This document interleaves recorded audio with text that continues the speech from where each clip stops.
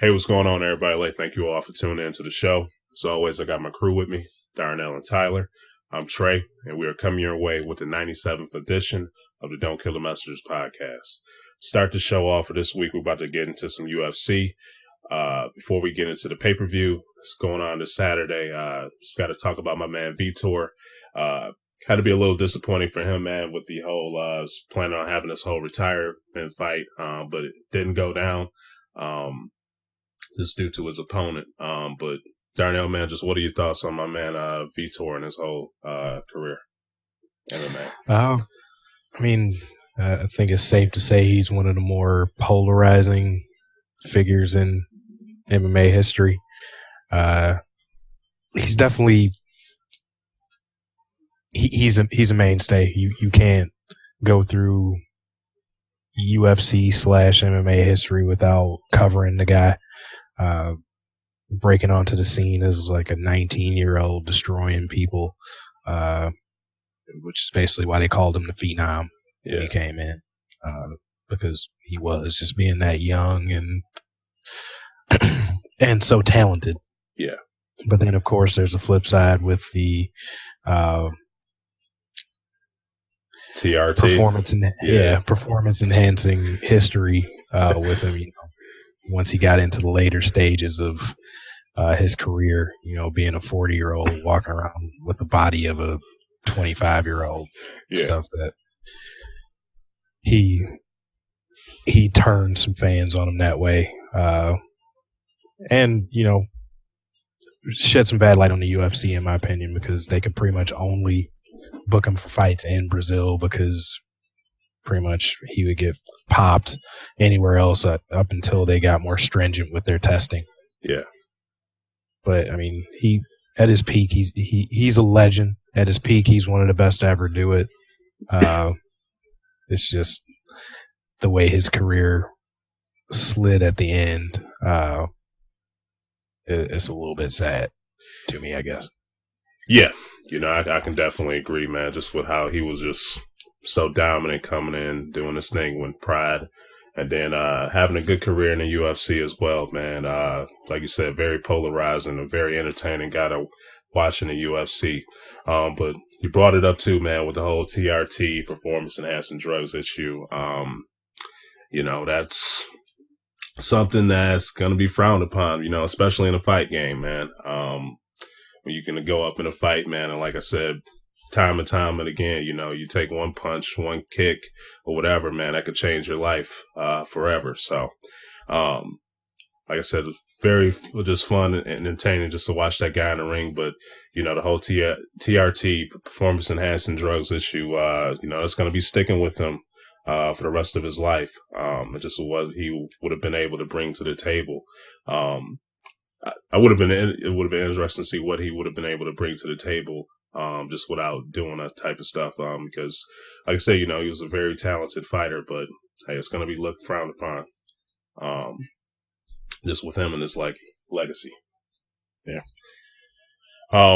You have any issue? I know he's kind of beefing with Dana White right now. I guess Dana White didn't want to pay him for the fight that was supposed to happen, and anything. You had an issue with that at all or anything? I guess I can't have an issue with it until I know the whole story, which we'll probably never get, because Dana's not, he's known to fudge the truth on issues to make him and the UFC look better, and Vitor is not a saint on his own as well, as far as being upfront about things. Yeah. So from what I've seen, if Dana says he ducked, he refused replacement fights. If that was the case, I guess I understand them not paying him. But if that's BS and just something that Dana is throwing at the wall and hoping that it'll stick with the fans, which is definitely possible, I wouldn't put it past him. Yeah. Then I guess I would be siding with Vitor, pay the man. If he was ready to fight, it wasn't his fault that the fight didn't happen. Yeah. But if they had a readily available replacement and he said no, then there's reasons to do that. You haven't prepared for this fighter he had a training camp for a certain fighter, and to try to throw somebody on the day of, I can understand that as well. Those are complicated issues. I understand from the business side. They don't want to pay somebody that's not working, but this is a man that, for like him or hate him, he's made the UFC a lot of money. So I think he would be one of the fighters that probably kind of earned just giving him the check if somebody pulled out on him. Yeah, definitely hear what you're saying. This was what I was hearing so far. I guess Vitor was trying to get Bisping to accept a fight with him or whatever. Bisping turned it down too. So I guess he kind of had an issue with Bisping as well. But like I said, I just like to hear more about the story coming out, if it does come out. I think this was his last fight. It was supposed to be his last fight, but he didn't end up fighting. So I don't think really Dana has really much of a reason to kind of go back and forth with the guy if his career is basically over. So, Now, got to talk about the fight that we had last week real quick. You put me on Choi, man. He fought Stevens, and Stevens was able to get the win over him. Just what were your thoughts on that fight? Surprising. I mean, Jeremy Stevens has been on a little bit of a run as of late, kind of a resurgence in his career. And kind of a little diamond in the rough that the UFC has been building up. He's an exciting fighter. Pretty much had the fight of the year with Cub Swanson. But them's the breaks. MMA, you go up against a guy that has that one punch knockout power. Things can happen, and he got knocked out. Not much you can do about it, but I don't think it derails him totally. Kid's fun to watch as long as he can kind of still get a young guy together. too, so still got a lot to learn and put things together. I was pulling for him, man, but I was kind of shocked that he lost that one, but you can't count Jeremy Stevens out. Has hell of experience in that octagon, and can be able to pull a win out no matter what. So like I said, shocked that he lost, but like I said, he's a young guy, still has a lot to learn when it comes to being in the octagon and getting a lot of experience. So still needs to get a couple of more fights under his belt and everything like that, just so he could be more adapted and everything in the ring. But still looking forward to see some more out of the guys because he's definitely fun to watch in there. Now up next, we also got news that Whitaker, he was withdrawn from 221. Kind of division's kind of been a little bit of shambles, somewhat. He had GSP winning. He had to pull out due to issues with his health, and then Whitaker, he's pulling out of the fight too. So, just what do you think about the whole Whitaker situation and Romero taking a spot?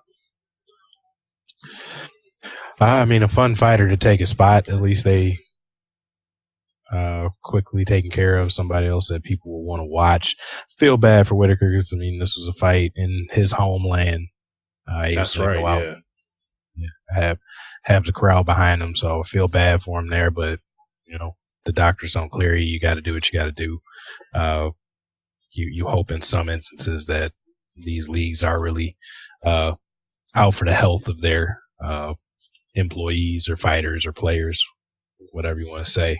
I just hope he heals up and can get back to 100% because he's a fun guy to watch, and he's a highlight reel for knockouts and stuff like that. So, hope he gets back soon so he can defend that belt. Yeah, I feel the exact same way. Guy was just fun.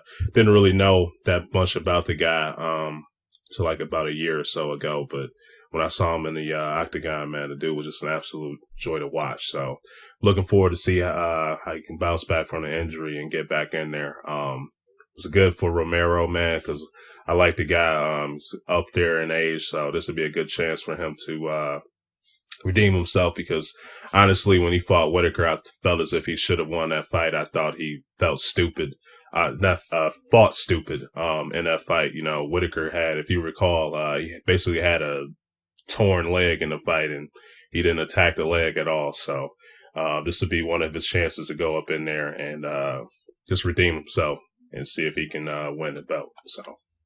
Yeah. Okay, now we're about to touch right into the pay-per-view UFC 220 that's happening this Saturday. Going to go right into the co-main event with Cormier versus Ozdemir.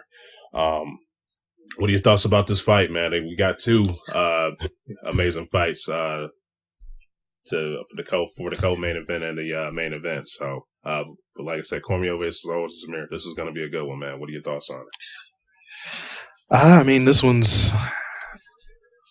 I'm interested to see how Cormier looks in this fight because, you know, he didn't seem to be in mentally a great place after his last fight, which was taking another L to John Jones. Yeah. I want to see if he has cleared that mental hurdle of basically he defeated and having to accept the fact that Jones is better. Even though it turned out to be overthrown and reversed due to the drug test and everything, I still think there might be something mentally going there, a block that he's going to have to push through. Yeah. As talented as he is, the mind can be the great equalizer as far as talented individuals go. And Ozdemir is a game opponent. Well-rounded. He can put somebody down quickly.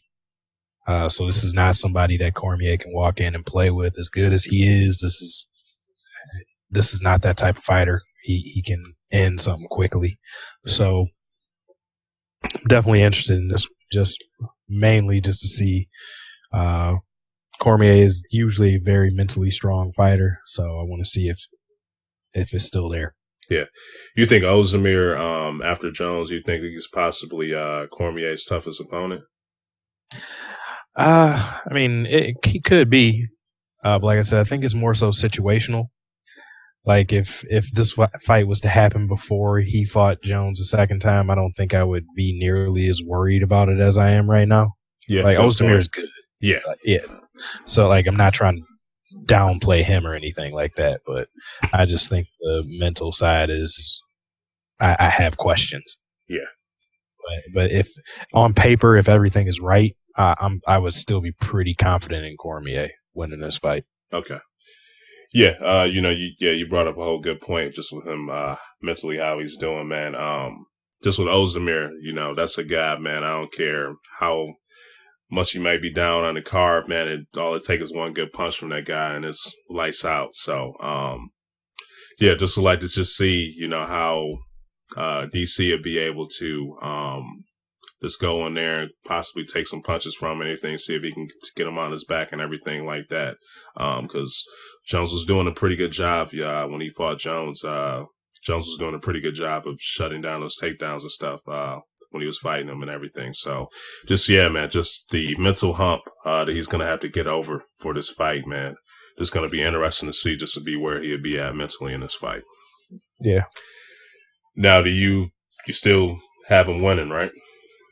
Yeah. I mean, I got too much respect for Cormier to pick against him. Yeah. Like I said, I think he's one of the most mentally tough fighters in the UFC. So based on that and just how skilled he is, I'm still going to roll with Cormier. Yeah.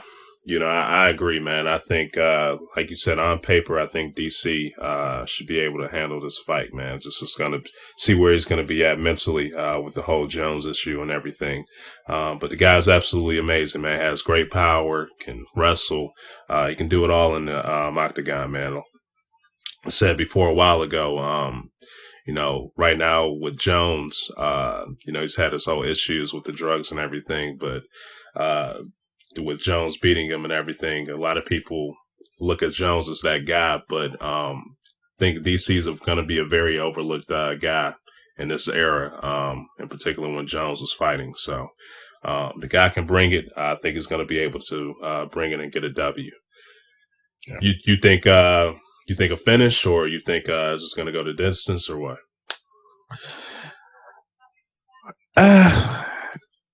if Cormier is on his game, I would say probably a third or fourth round finish. Okay. Let's see that. All right. Now, just after that, man, say if Cormier was to pull this off, is there anybody else up next you would like to see him fight? If you have in mind? I guess not really. I feel the same way, man. Yeah. It's just that division needs some new life. Yeah, honestly. Yeah, so I feel the exact same way, man. After Jones, his fight with Jones, I really don't see anybody else. I really don't have anybody else in mind for him to possibly fight, man. So be interested to see what Dana can pull out. But all right, to top this off, we got Francis Ngannou versus Stipe Miocic. This is going to be an amazing fight, man. Better keep your eyes glued to the TV for sure. But yeah, what are your thoughts on this one? I mean, I find this one like similar to the previous fight we spoke about with Cormier. It's not for the same reasons. I think Stipe is mentally on top of his game, and he's been great lately. But he's also fighting a guy where if he's not 100% zoned in, he could be winning the fight. Like you were saying earlier, he could be up 4 rounds, and we're in the 5th. If you let that one punch sneak in, the course of the fight can change. Yeah. So, I mean, this is one where he's fighting somebody very dangerous. I mean, Ngannou is a walking one-hitter quitter. Yeah. So this one's probably going to have some fireworks. Stipe's boxing game has been improving and has been solid. But like I said, he's got to keep his head on a swivel because Francis, if he touches that chin, it's over. Yeah. This is a fight, man. I have a tough time, picking a winner between this because I feel like Francis, he's a very talented fighter, but I still think people still need to just see more of him. I don't think a lot of people really got a good glimpse of him yet. To me, especially, it just seemed like he just came out of nowhere, man. Like I was telling you when he fought, when he was getting ready to fight my man Overeem in Detroit. When I first saw Overeem was going to end up fighting him, I was like, man, who the hell is this guy? And quickly he showed me who the hell he was. But I just feel like, he's still just a guy that like a lot of people don't really know much about that could really be this chance to really make his splash in the UFC. So a little bit nervous for him, man, because I kind of feel as if he kind of took this fight a little bit too quick. Obviously, he did his thing against Overeem, probably one of the greatest knockouts in the history of the UFC. But when you're going up against the heavyweight champ, man, I think you should really just take your time and having like a nice long camp to make sure that you're fully prepared and everything like that. Because Stipe, like you said, man, dude's a beast. His boxing game's been improving. He's a great wrestler. So hopefully he just, Francis just didn't let things just get to his head, wasn't feeling himself a little bit too much right now, and will be able to just go in there and just utilize his talents against a great fighter like Stipe. So, but yeah, this is just tough, man, for me because I don't know. But yeah, who you got, man? I got Stipe, but I'm rooting for Francis. You got? Man, I feel, oh my goodness. Like I said, this is tough for me, man. I think I'm going to pull with Francis, man. I think he's going to end up catching him. But yeah, like on paper, it would look like Stipe will win this fight, man. Just like he's very talented, man. It seems like he's getting better and better after each fight. But yeah, I think I'm going to pull with Francis, man. Like all it takes is one good punch, especially in that heavyweight division, man. I think he's going to land a good one on him. So I got Francis. Very possible. Yeah. Like I said, I think this might be the step up in competition that he might not be quite ready for. Like I said, I'm rooting for him. I like him. I like watching him fight. If he can pull this one off, then I'll be happy. But just as of right now, I think kind of like you said, he struck while the iron was hot. So I have no issue with him taking this fight. Yeah. It's going to be a huge payday for him, so it'll be good for him and his family. But yeah, it might be a little too much too fast for him. Yeah. Especially just like looking at it too, man, with Overeem. You know, he's my guy, but his last couple of fights, man, I've been very disappointed in his performance. So could possibly be him sizzling out because, you know, I wasn't a fan of him. He was starting to really counterpunch and everything like that. I wasn't a fan with how he was just counterpunching and everything like that. So could have been, yeah, exactly. I'm striking while it was hot. So just have to see. All right, now you have anything else to add for the UFC? Oh, but exciting, especially the top of that card coming up is exciting. So yeah, everybody watch out for it. For sure. All right, up next, we're about to switch things over to some NBA. Got to start this off talking about Isaiah Thomas with this whole ceremony and jersey raising issue with that Paul Pierce is having. I guess Paul Pierce was kind of disappointed that Isaiah Thomas was going to kind of a little ceremony devoted to him for them to honor him playing in Boston Celtics. But I guess I just read that Isaiah Thomas decided that he didn't want to have a tribute for him just due to the whole Paul Pierce having his jersey raised and everything. But what do you guys think about this whole issue? You guys think Paul Pierce was being petty or what? How do you guys feel about it? You want to end, Ty, or you want me to go? I guess I'll start here. I mean, I'm kind of with Paul Pierce. I wouldn't say he's petty, but I mean, yeah, Isaiah Thomas, good player, but what has he really done for your franchise? He hasn't exactly given you a title. He hasn't, been a Hall of Fame type player, historic or anything like that. So why they would, I mean, a standing O, I get it, a IT chant or something, but to actually have some sort of a ceremony for him, I think that's a little over the top. Yeah, this whole situation just bothered. I mean,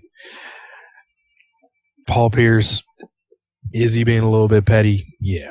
Do I understand it? Yeah. It's supposed to be his night. It was scheduled to be his night. As far as IT goes, you played with the Celtics for 3 years. Yeah. So really, why do you it was nice enough that they offered to do this video package for you. He made them push it off because he wasn't playing the last game they played in Boston. If I was Danny Ainge or whoever else from the Celtics organization that dealt with him, it was like, look, we're going to play this now or it's not getting played. We're trying to reach out and show that we appreciate what you did for our franchise. But he wanted to try to still strong arm it and have it on a game when he's playing and all of this kind of stuff. The Celtics let it get this out of hand. It nipped this in the bud. What was it? 3-4 weeks ago when the Cavs were in Boston the first time. I'd have been like, sorry, IT, that you're not playing. That's not my call. That's your coach's call because you were cleared even to play. So we're bad.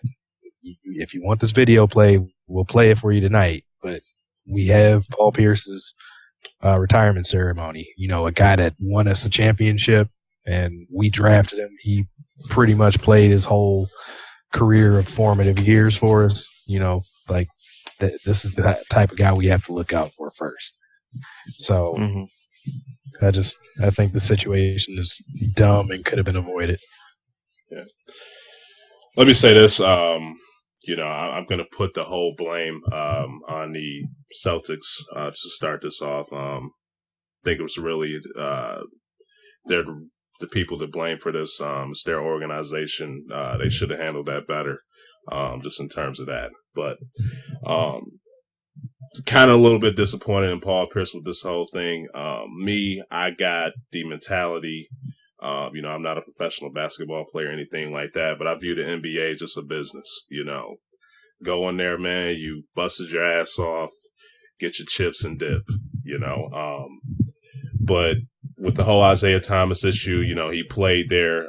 This is a guy, I really like Isaiah Thomas, man. I think a lot of people just be a little bit too tough on the guy. Every single year, this guy just seems to bust his ass off, and he seems to improve and get better. Especially with a guy with his size, I don't really think, you know, that's not really much more that you should expect from a guy like that. But he gave it his all when he was there with the Celtics.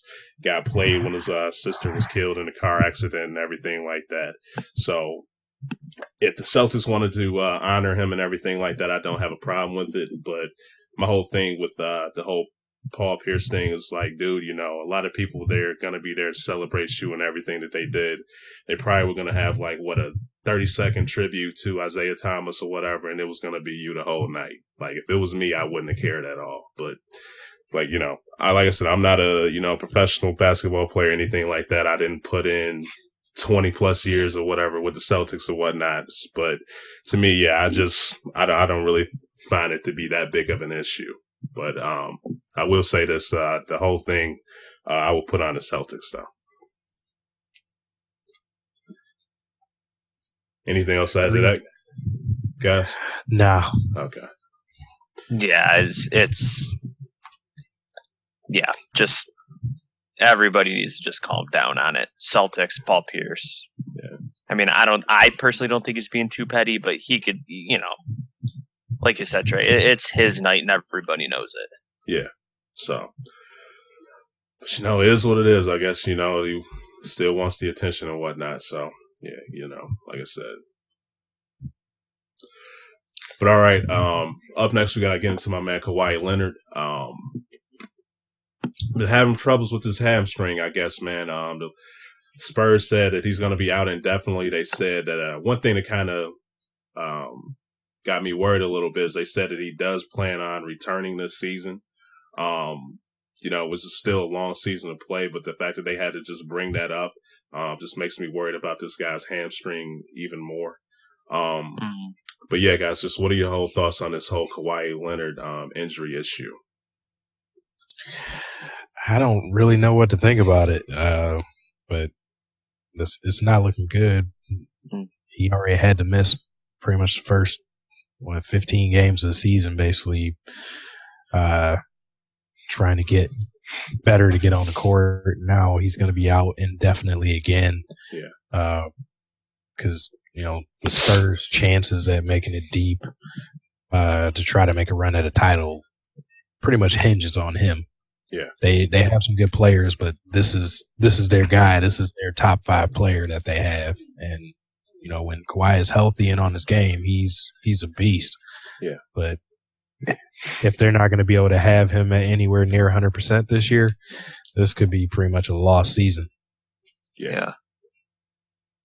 I mean, I even think a not 100% Kawhi Leonard still keeps San Antonio in the top 5.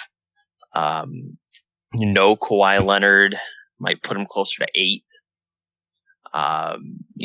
Just kind of looking at the standings right now, they sit in 3rd, half game in front of Minnesota, 4.5 in front of Oklahoma City at the 5 spot as of now. I could see Oklahoma passing them if they're without Kawhi until March. Where's how many games is Oklahoma behind them? They're 4.5 up at Oklahoma. Okay. So I mean, like I could still see Oklahoma passing them if they're without Kawhi Leonard for 2 or 3 months. Yeah. So it definitely hurts San Antonio, but in the same hand, if he does make it back and he does come back fully healthy, that can make them very dangerous too as a lower seed. Yeah. Yeah, this is discouraging. Obviously, I don't care who you are, whether you're just a fan of the game or just on the Spurs roster or whatever. Kawhi is the guy you want to see on the court. But one thing I will say, this will give LaMarcus Aldridge some more time just to get his confidence up and everything like that, to kind of get a more leadership role with this team. even if Kawhi does come back and he's not really 100% yet, LaMarcus Aldridge can be the guy that can help take the load off of Kawhi's shoulders and can help lead this team to a good little playoff run if they would need him to do that. So this would be a good opportunity for him to just work on his game and everything, just continue to get his confidence up because, as you guys know, last year he was possibly wanting out of the Spurs until I guess him and Pops got a good chance to get to know each other and just talk it over and everything like this. So could be a little blessing in disguise for him to continue to help rejuvenate his career after a disappointing season last year. So that could be a blessing for the Spurs for the season. Yeah. All right, guys. Anything else to add on Kawhi? Get well soon, man. Yeah. Yeah, as one of the better players, the NBA needs him. Yeah. All right, now we're about to get into this whole Houston Clippers scuffle. I guess the police had to get involved in everything with this whole situation. But guys, what were your whole thoughts on that? I guess supposedly Chris Paul was leading the team into like a secret tunnel, whatever, to get to the locker room and whatnot. Like this is pretty crazy and funny too. But what are you guys' thoughts on that? I guess it just shows how deep of a rift there was last year between Chris Paul and everybody else. It was always rumored that pretty much not too many people liked him by the end of the season there, and pretty much shows you come back and pretty much nobody on the team is showing you any respect. Blake was talking trash all game. Austin Rivers isn't even playing and was on the sideline talking trash to him the whole time. Yeah. And, you get to a point where, like you said, on one hand, I got to say, I think this was kind of a good thing for Blake Griffin. I don't think I've seen him that intense ever. Good point. Yeah. Because he was balling. It was bad that he ended up getting thrown out of the game at the end, but yeah, he was balling, and people that try to throw the soft tag on him, he was showing like you only have so much you can say to me without me stepping up and showing you. So that's about the one positive I'll give out of this, but yeah, it got a little nuts where you got Chris Paul leading three people through the back tunnelways to sneak into a locker room to try to get into people's faces. And I have to say, you bringing you and three of your buddies into a locker room where the other team's whole team is there, you just wanted to show. Because if they really would have swung, they would have got the brakes beaten off them in there. Oh yeah. And I think we all know that, but yeah, this is just something that can't happen. And for Chris Paul, who is the president of the Players Association, it's a real bad look for him. Yeah. Oh yeah. Yeah, I couldn't agree more with that comment. Chris Paul definitely did not paint a great picture for himself, but it's also a side of Chris Paul we've never really seen before either. So it's like, is this kind of a one-time thing? Did just his emotion get the best of him, or is this like actually who Chris Paul is, and it's starting to come out? Yeah. There's a side to Chris Paul that's come out a couple times, but people give him a pass. Going back to Georgia Tech, where he a couple times he hit people in the nuts while playing and stuff like that. Yeah. He has a little bit of a side to him. Was it Wake Forest? A lot of it gets, or Wake Forest. Yeah, Wake Forest. Yeah, sorry about that. Yeah, a lot of it gets swept under the rug though. But just like you said, Darnell, if he actually wanted to do something about it, he would have done it on the floor. Yeah. He wouldn't have done it in the locker room afterwards. It makes for a great story, though. I remember reading the reports and, sneaking back tunnels, trying to get into locker rooms. The whole thing, you could almost make a movie out of it. It just seemed that crazy. But yeah, I did like what you had to say about Blake Griffin. This is one of the first times we've seen Blake Griffin actually, show that he's not going to be messed with.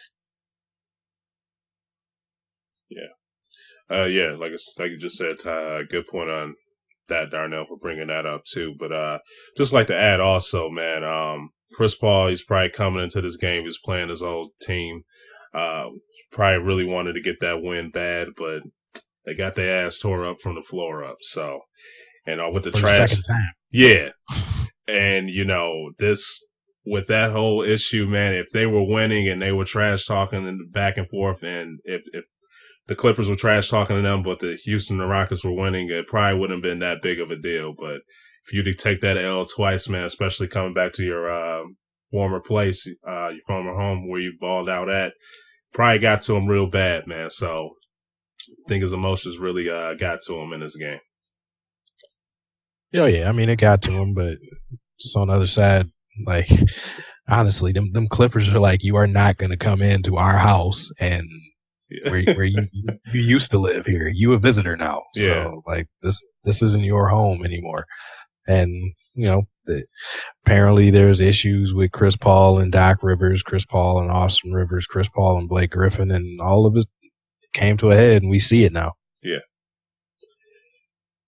Now, Houston Rockets, Trevor Ariza and Gerald Green got suspended 2 games for this, but I don't think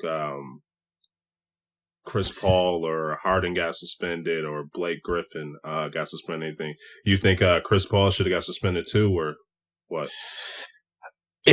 I do, because basically the other 2 players, Gerald Green and Trevor Ariza, they would not have found their way into that locker room without the knowledge of one Chris Paul. Neither of them used to play for the Lakers or Clippers, so they don't know their way the bowels of the Staples Center. Yeah. So, yeah, I think Chris Paul should have been suspended because, like I said, they wouldn't have got in there if it wasn't for him. He knows his way around there because he played there for years.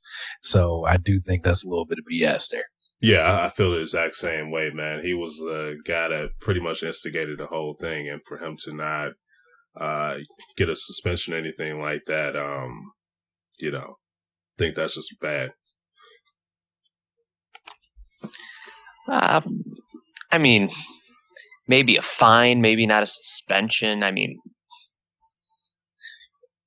for me, the worst part would be, the after the game sneaking through the tunnels kind of stuff, trying to get into the other locker room. I don't know that really warrants actual suspension just because, there's no report that there was any big altercations afterwards. But, if a fine came down, I'd be okay with it. But I don't know that a suspension is necessary. Yeah. Even with, Green and Ariza getting it, you don't think because he kind of like led the whole. Well, yeah, no, you're right. He did lead it all, but it also comes down to who are people paying to see, who do people want to see on the floor. I don't think people care that Trevor Ariza is on the floor. People care if Chris Paul's on the floor, and if the NBA is wanting to make money, I don't think you're going to suspend him. Yeah. True. And I just want to point out, I really don't know why it was a question about any of the Clippers players getting suspended because they were sitting in their own locker room. Yeah, like sure, what are you going to suspend them for? Yeah. So, and just say too, man, out of all the sports out there, man, I think NBA has the most softest players out of all the guys in sports. So, they have talked that talk, man, but I don't really think a lot of those guys are about that life.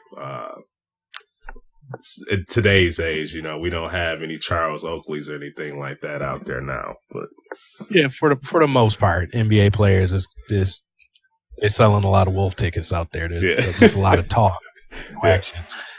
It's a couple that people know who not to really go after and say something. Like, that's why you don't see too many people walking up on Boogie or Zach Randolph. Yeah. There's certain ones, and truth be told, Isaiah Thomas is a little one that will. Usually, it's them little fellas that have had to represent their whole lives. They'll go after you.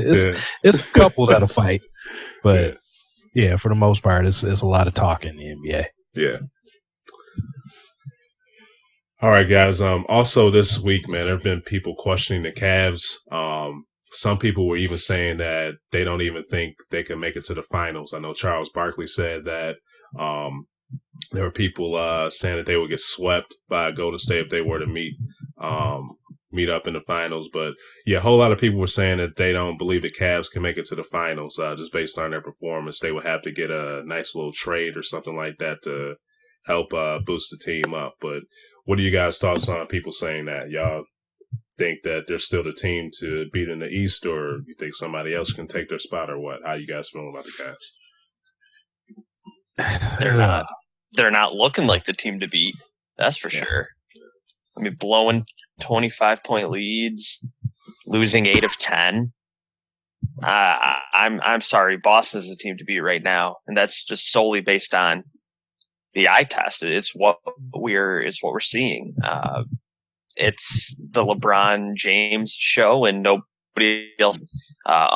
Unfortunately for LeBron, he's getting no help, and we are seeing, not having Kyrie Irving being a kryptonite for him. Yeah. Yeah, I know a lot of people want to make comparisons to last year with how bad the Cavs looked at certain points of the year last year and how bad defensively they looked.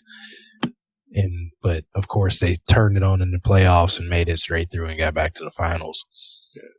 Mm-hmm. This is not the exact same team as last year. Yeah, it's an older team than last year, and their second best scoring option, I guess. I'm not sure if I can go second best player for sure with IT over Kevin Love, but he's more of a defensive liability than Kyrie was. Mm-hmm. So there's some issues that I'm not sure they're going to be able to fix without making some kind of big splash come trade deadline next month. Yeah, I know a lot of people were hoping for maybe Boogie going on the market coming towards that trade deadline, but since the Pelicans seem to be in the playoff hunt, I don't think that's going to happen. Yeah. It seems like it's interesting you brought that up too. Like before we started, I was looking at an article saying they should try to get Anthony Davis to go to the Cavaliers too. So one or the other. I know a lot of people were looking at that, but it seems like those two bigs are starting to figure some things out. Yeah, and they're in a hunt to make it to the playoffs, which people were questioning whether they would be able to do that. If they were sitting at 8 or a 9 seed trying to fight their way in, and it was a question mark versus them being at what I think they're 6 seed right now or 5, something like that. Maybe it would be a question. But I'm not sure that that's going to be available, and for what Cleveland will have to give up to get him. Yeah, I'm assuming that unprotected Brooklyn pick and probably Kevin Love and maybe a couple other pieces, honestly. Mm-hmm. And that's still to not for sure guarantee that they'd have LeBron next year. Yeah. So. Mm-hmm. A lot of questions with this team. They may just be hoarding their 2 draft picks that they have for next year to reset. But yeah, I'm becoming increasingly doubtful that they make it to the finals. Like I already don't give them a shot if they do go play Golden State. If they play Golden State, if they play Golden State. Oh yeah, they're getting smashed. But it's I'm starting to become doubtful that they even get to Golden State now. Okay. Mm-hmm. Yeah, I mean, I think it's really hard to watch Cleveland right now and just think they are the best team to compete with Golden State. It's just it would be done in 5 at the most. Let me ask you guys this too, because there's been reports that a lot of some of the Cavs players are quite frankly kind of fed up a little bit with LeBron. There was this report coming out saying that they feel as if he's trying to pad up his assist numbers this year, that he's holding on to the ball a little too much to try to get an assist. Just kind of disappointed in his play and everything like that. Just what do you guys feel about that? I mean, I guess the players can feel how they feel about it, but if this guy's not on your team, you're terrible. So that's about all I can say there. I mean, okay, be fed up. I think this is just they know this might be their last year with him, so maybe they're fixing themselves not to be mad for next year. Give themselves some extra reasons to be happy with him leaving. I don't know, but yeah, LeBron basically they should allow him to do whatever he wants because he's the only reason they've been to all these finals, and he's the reason that they win as much as they do. Yeah. If they had anybody else and Kevin Love and IT doing things, yeah, they might make the playoffs with the talent they got, but they're not sniffing the finals. So, yeah. I guess be mad if you want. I can agree with that. How you feeling, Ty? You the same boat?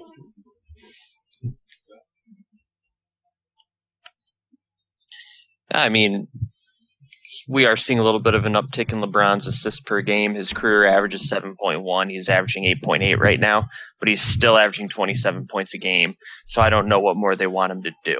Yeah. Like, you're either – I mean, he's still right on par with his career average for points, and he's getting more assists. So that means other players are scoring a little bit more too.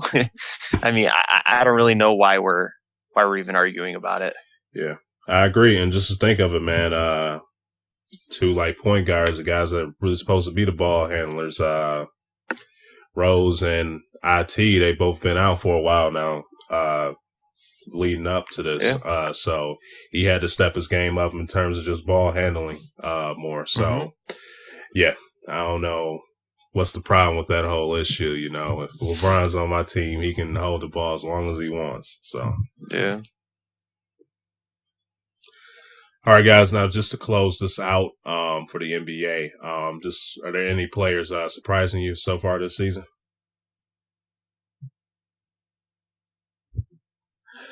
I mean, I guess not really surprising, but what about Lou Will, man? Because of the situation. You said what? Huh? I was about to say, what about Lou Will? He's kind of surprised me a little bit. Yeah.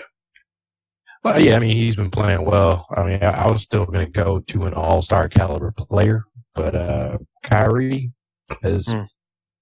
he surprised me a good bit, especially like I thought after Hayward went down game one that they were going to he was going to put up a lot of points, but I didn't think Boston would be winning. Yeah. But he's played pretty much out of his mind for the most part. He's been more of a willing defender that I'm used to seeing. So I got to give him a nod there. Okay. Yeah, I'll completely agree. Another player, I'll actually stick with the Celtics, but Jason Tatum. Been very impressed with him. I know a lot of the rookie talk. You know, you're still getting a lot of Lonzo, getting a lot of Ben Simmons, but Jason Tatum's been very impressive, along with Kyle Kuzma, two rookies that I've been very impressed with. Yeah. So yeah, those would be two that have definitely caught my eye and making the NBA looking fun for the next 8-10 years or however long they decide to stick around. Yeah. One guy that I think needs to be talked about a little bit more in the rookie discussion is Lauri Markkanen. The Chicago Bulls, not coming into this season, I don't really think a lot of people had high expectations for this team.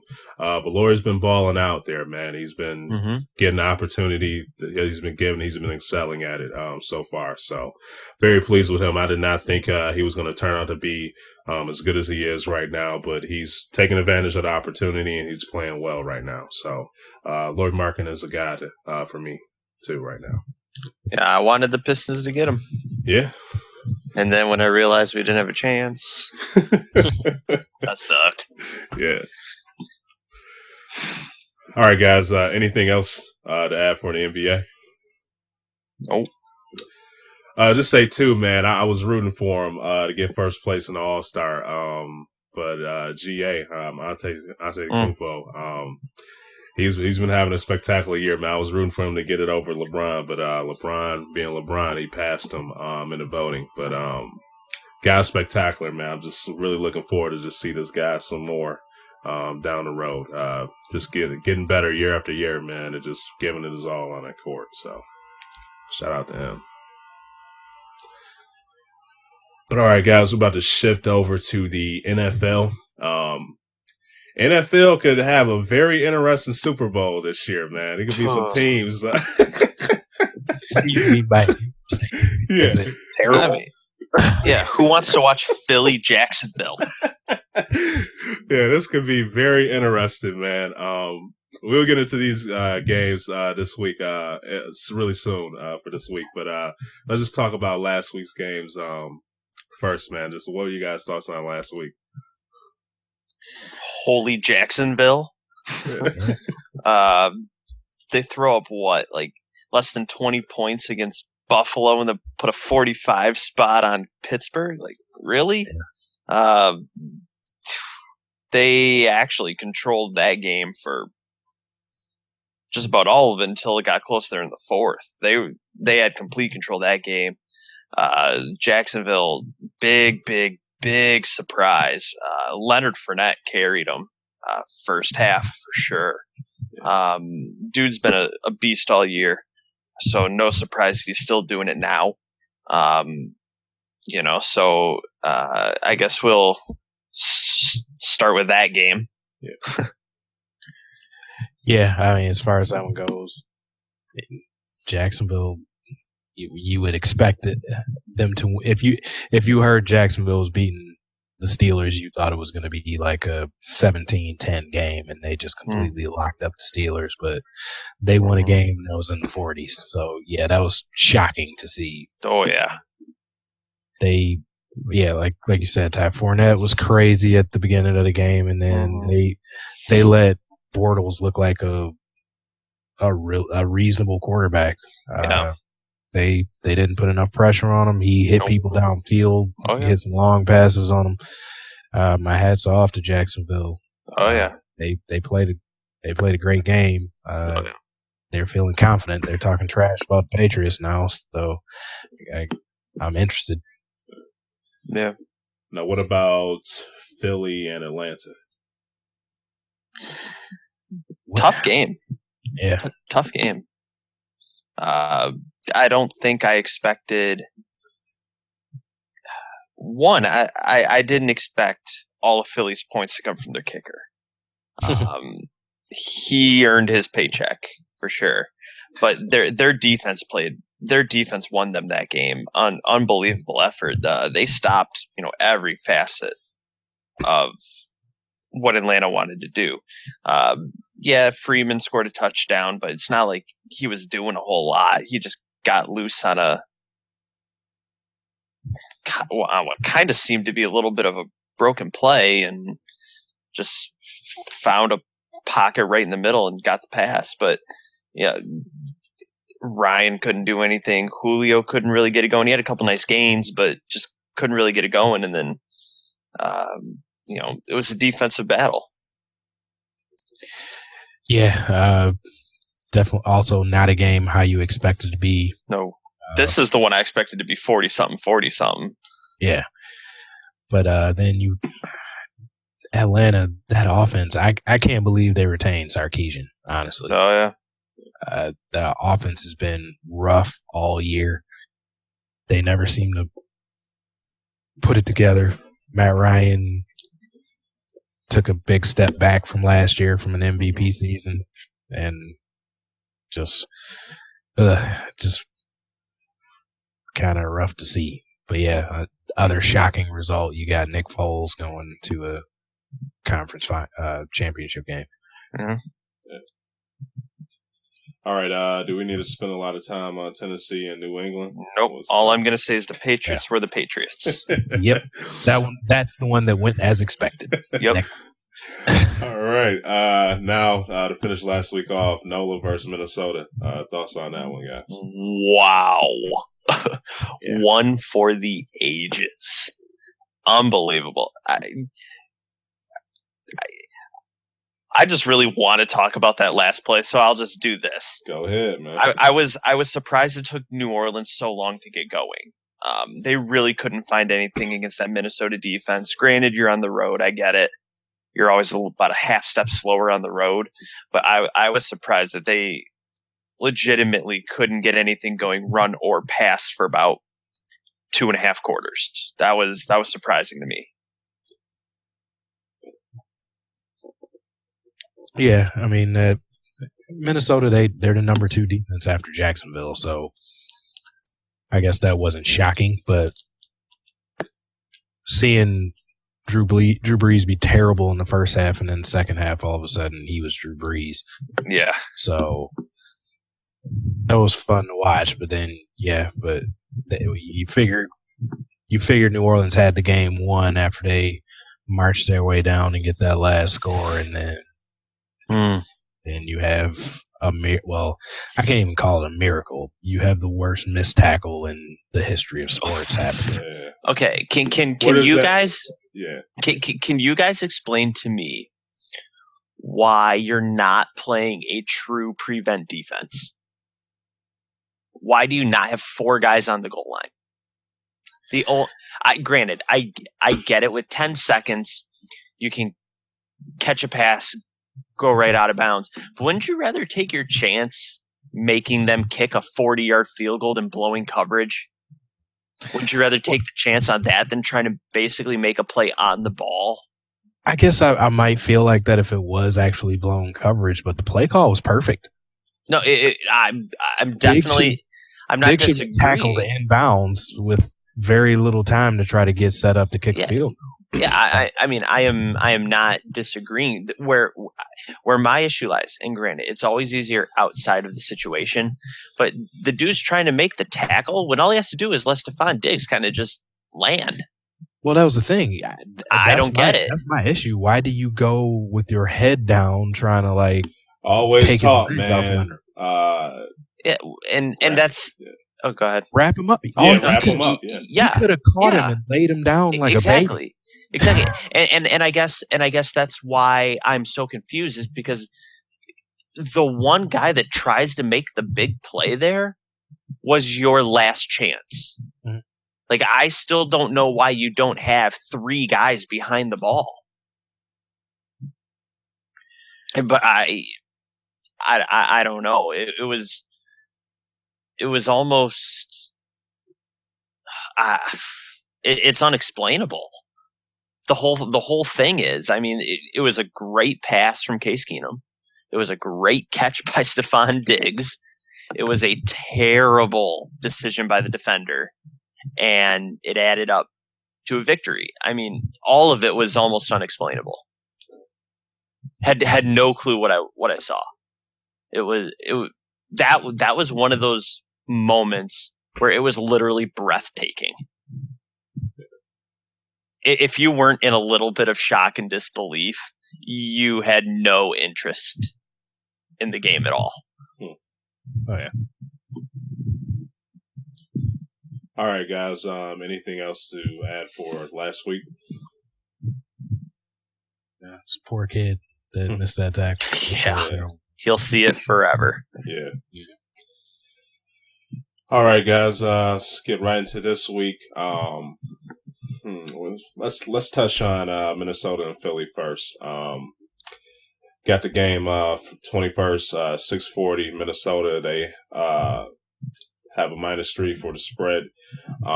Just what do you think about this game, guys? I think this is pretty much the perfect matchup for Minnesota. They have a backup quarterback that they haven't been having him push the issue to try to get the ball downfield. Minnesota can stop the run. They're just a tough defense overall. I just think this game is tailor-made for them to waltz into a Super Bowl in their own stadium. Yeah, which is actually what I'm kind of cheering for. I mean, we haven't seen it before. It would be unbelievable for the city of Minneapolis. I think it'd be fantastic to see as a fan of football. But yeah, I'm right. I'm right with Darnell. We're looking at a complete defense here. A defense that can stop the run, that can stop the pass. They are the real deal. I mean, Case Keenum's even proving to be, not a stud top tier elite quarterback, but definitely a very serviceable, can make all the throws kind of guy. I mean, I think he's kind of showing he's a step above the Alex Smith, a step above. Now I'm drawing a blank, but basically all those check down quarterbacks. He's looking to be potentially in that like mid tier of quarterbacks, just based on a lot of the throws we've seen him make this season. Interesting to think he is basically Minnesota's third option behind Bridgewater at the time and then Bradford. But Minnesota's the complete team here. We still haven't seen much out of Philly since Nick Foles' first game, when he threw 4 touchdowns in his first game this season. And then it's been really nothing since. And they've been relying on that defense. So this one could very, very well be a 17-10, 21-17, 21-14 type game. But it's going to be interesting for Minnesota being on the road. I think that helps Philly more than I think people are going to realize. But that's why you're thankful you're the number 1 seed if you have to go to a backup quarterback. Yeah. All right.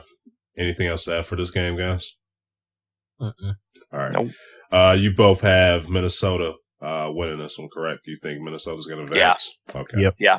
All right. Okay, up next, Jacksonville versus New England. Thoughts on this game, guys? New England, they're favored, -8.5 for the spread. I mean, spread sounds about right, I guess, just looking at the game here. This comes down to, can Jacksonville get a good pass rush? That's their shot. If they can get in and start knocking Brady around early, they have a shot to win this. And they need Bortles to. I'm not saying he has to do what he did last week against Pittsburgh, but he has to. He has to be mistake free. He can't give the ball away. They have to be able to ride Fournette and still get a couple good throws out of him. If he can hit 1 or 2, maybe 20-yard passes to get them in scoring position, then they have a shot at winning this game. And I do think Jacksonville has a decent shot at winning this game just because of how that defense is built. Yep. That front seven is nasty. Calais Campbell is ridiculous. So if they can start getting pressure and get to Brady, it could be a long day for the Patriots. But I mean, just if I have to base it on the quarterback play, then I guess I'm still leaning a little bit Patriots. All right. Yeah, I'm going to lean on the Patriots solely based on the experience factor, the Tom Brady factor. I don't necessarily want to say the Bill Belichick factor, because it's not like he's, doing crazy things, no kind of tricks or anything like that. It's just straight up, we're going to beat you football. But I definitely think that the experience factor here, head coach experience, quarterback experience, everybody really for the Patriots, that'll be big in Foxborough. Tough place to win. Yeah, definitely like the Patriots here, but I think Darnell said it. Jacksonville's got to get to Brady. They got to force a couple turnovers. They got to play some field position with the Patriots, because I will not like Jacksonville's chances if they're starting every possession from their 20 or inside. They gotta force a couple turnovers near the midfield. They gotta force a couple turnovers in the Patriots' end. If I just don't see them constantly having to go 80 yards It just won't happen. As to where if you need Brady to go 80 yards, I'd almost put money on it. But yeah, it's got to be a game of field position. It's got to be a game of turnovers, not a game of ball possession for Jacksonville. Right. So both of you guys have the Pats winning this one, right? Yep. Pats win, but Jacksonville covers. All right. Ooh, love it. Okay. I'm going to go for the Super Bowl, man. No one really expected, man. Give me Jacksonville and Minnesota. So, do you mean one of the least watched Super Bowls ever? Hey, man. The only thing worse than that's Philly and Jacksonville. Yeah. That if it's Philly, Jacksonville, I guess granted, even if it's anybody but the Patriots, will it be the worst quarterback matchup in Super Bowl history? Pretty much. It would have to be. I would think so, yeah. Yeah. And, no disrespect to any of those guys, but it's what it is. Yeah. All right, guys. Anything else to add for NFL or anything else? Tom Brady, please make it to the Super Bowl so we can at least have a topic of discussion. Oh, man. A sixth ring would be huge, though. Yeah. In the NFL.